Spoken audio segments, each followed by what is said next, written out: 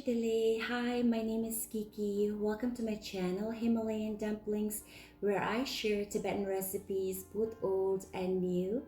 The recipe I'm going to share with you today is for a very simple but delicious Tibetan Chowmein recipe, street food style. And because it's the holy Tibetan Buddhist month of Saga Dawa, I have used tofu as the protein of choice for this particular recipe. But you're welcome to replace tofu with any protein of your choice, or even just skip that step entirely. It should taste just as delicious. In fact, this recipe is so easy to make that I challenge you to try it at home. And if you do tag me Himalayan Dumplings on Instagram or Facebook so I can give you a shout out as well. Thank you so much for watching, and you take care. Let's get started. Luchina.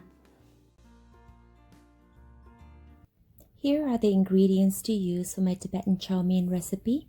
You have fresh whole wheat noodles, garlic, red onions, celery, carrots, ground black pepper, salt, a mix of 2 soy sauces, and lastly, some green onions to garnish your chow mein.